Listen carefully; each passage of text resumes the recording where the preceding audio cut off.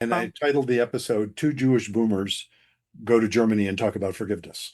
Now, the reason I suddenly had a thought about that, we actually did in our most recent podcast episode. Judy and I just came back a week or so, week and a half ago, whenever it was, from a trip to Germany.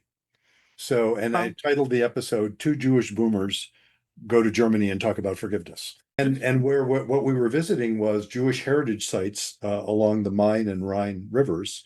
And of course, well, when you do that, what do you see? And I have to say, and we said in the podcast, the Germans as a group have been more responsible and more, have really accepted.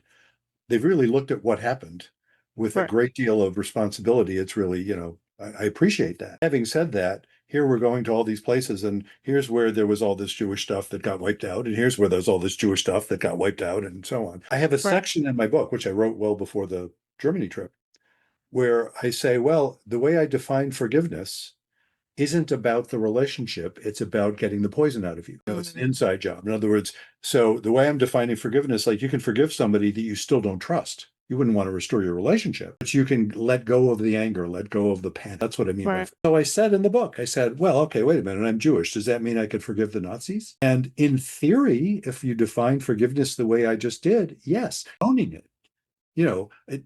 That's why I say I could, in theory, forgive the Nazis and still, were I there at the time, would have participated in a war against them if necessary to stop them.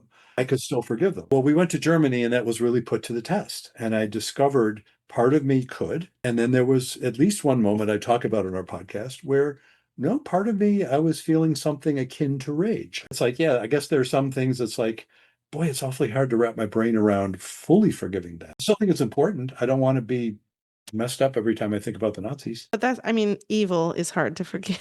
Ultimately, we do need to, for ourselves, find a way to cope with it and move on.